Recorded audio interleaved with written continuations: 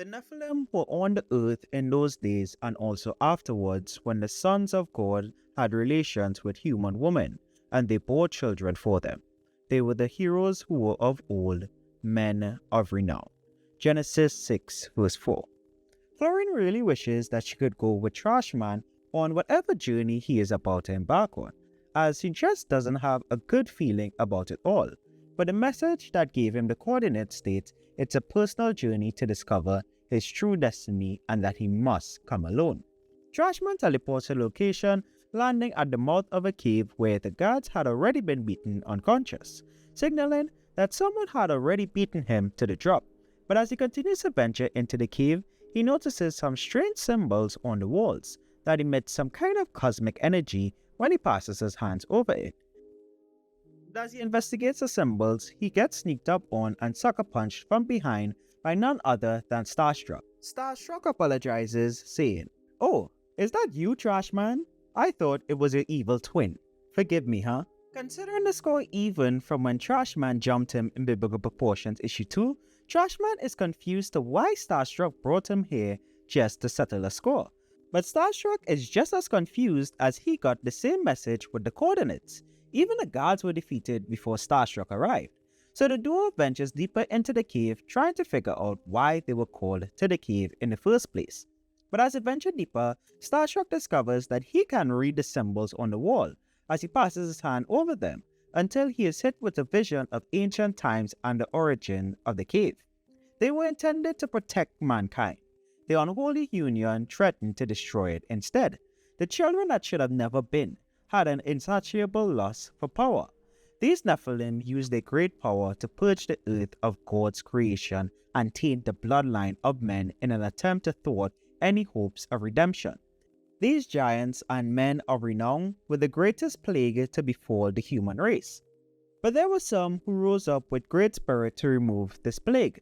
It was the killer of kings who scattered the last of the Nephilim and drove their captains into the temple of the unholy. Now a great power and greater threat lies here in wait for the day they both shall be awakened.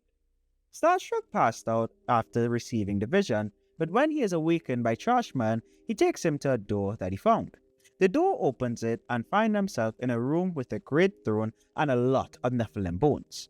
Reading the symbols on the throne, the Nephilim skeleton on the throne belonged to the last king of Anakim, keeper of the forge. And though they have slowly been getting answers to the questions they have regarding what is the importance of the cave, they still need to find out who could have possibly called them here and for what purpose. With your voice response, I think I can shed some light on that for you, revealing itself as Gorgon and gives them a little history lesson dating back to the days of Joshua. The place they stand in is called the Forge and was built by the great king of Anakim, a machine like no other made of steel mined from the heart of a star, fueled by the souls of their brothers and sisters. The machine was created to devour the flesh of men until it wipes humanity off the planet. And Gorgon plans to get it operational again by feeding the two human-loving rejects that stand in front of it to the forge. But of course, Trashman and Starstruck are not going to allow that to happen so easily and immediately initiate a brawl.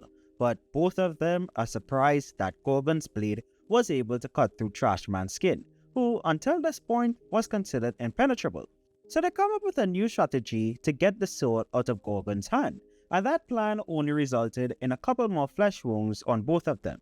Even Starstruck yeeting Trashman into Gorgon with all his strength did not work. Eventually, after many attempts, they managed to make Gorgon bleed.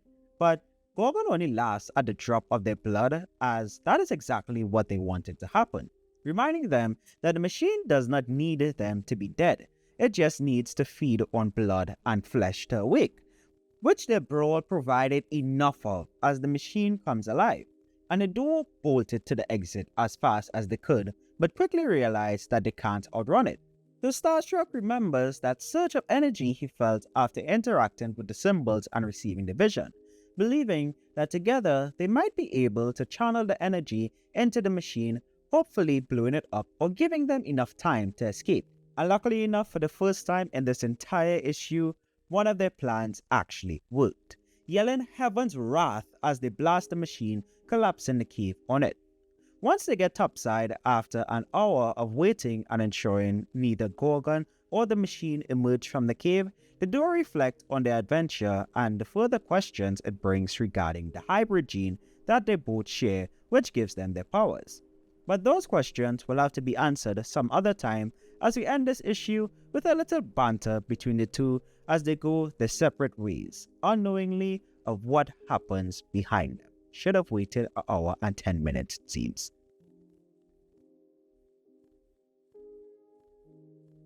And with that, let's put Starcross Team Up Issue 1 on our Xplanations Christian Fiction Judgment Scale. For the story, it's a 4 out of 5 on our judgment scale.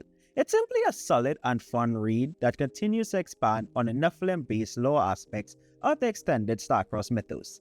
Kind of gets me more stoked into digging into Luke Stone's Hybrids Son of God books, as he was the writer of this issue, and I do dig his style of storytelling, which we will be covering all his books on the channel very soon. I really like the interactions between Trashman and Starstruck, especially building off of what we saw of them in Biblical Proportions issue 2, their banter going back and forth, and Trashman getting revenge on him is, if you read Biblical Proportions issue 2, to see that like sucker punch in this one was quite funny to see. I didn't cover it in the review, but there is a really interesting lore page at the end of the issue that goes a bit deeper into the end gene that both Starstruck, Trashman, and Gorgon share.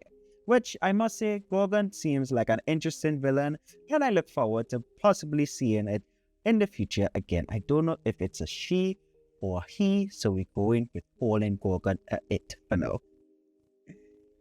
When it comes to artwork and creativity, it's a 4 to 5 on our scale. With art by Joe Spicer, colors by Edgar Charavitas, and letters by Paul Britt. I am sorry if I butchered anyone's names. All credits are on the screen right now. But I like the art style of this issue a lot.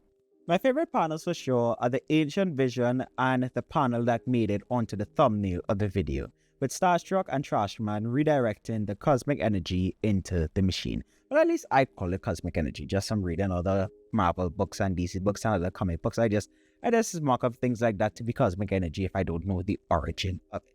When it comes to theological basis, which refers to how well Christian principles are adapted in a piece of fictional work, it's a 5 out of 5. In our most recent installment of the Leadership Initiative podcast, we interviewed Joe Spicer and dug into his approach of using the topic of Nephilim as a core theme in his stories in such a way that does not distort or rewrite the Bible. Obviously, there are heavy fictitious elements implied here of a tank-like machine being built by the king of Anakim, which Christian commentary sources state, according to descriptions of Anakim in Deuteronomy, ascribe them as a formidable race of giant warlike people, whom Joshua defeated in his conquest, going according to Joshua 11 verse 22, which says, "There was none of the Anakim left in the land of the people of Israel.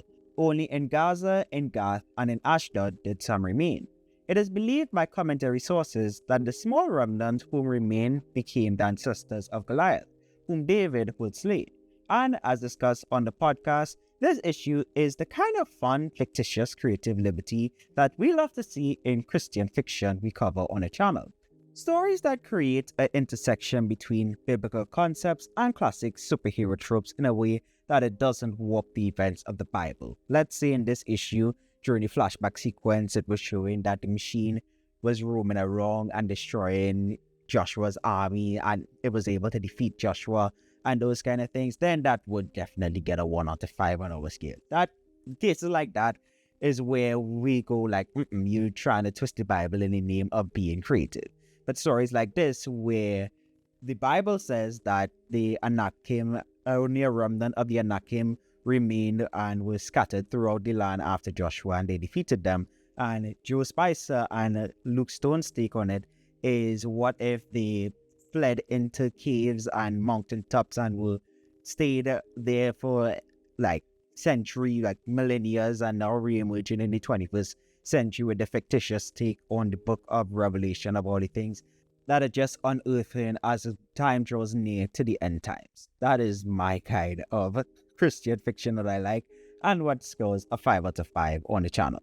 When it comes to my enjoyment and how likely I am to recommend it, It's a 5 out of 5. Even though this is a one-shot style story, I do recommend you pick up the prior issues of Biblical Proportions, issue 1 and 2 as well, because it just gives the story more depth in my opinion. So overall, Starcross Team Up issue 1 by Joe Spicer and Luke Stone, published by Starcross Comics, gets a 4.5 out of 5 from the Xplanations. Let me know what you think of the comic based on what was discussed in the comments below. Do you agree with me, or do you have a different take than I do? Link to purchase the comic will be in the description and in the card at the top right hand corner of your screen. If you enjoyed the video, then why not consider leaving a like on it and subscribing for more reviews and coverage of comics made by professing believers. If you enjoyed the video to the point you want to check out another one on the channel, then be sure to click the card at the top right hand corner of your screen to check out our other reviews of Starcross related comics, or you can check out our podcast interview with the CEO himself.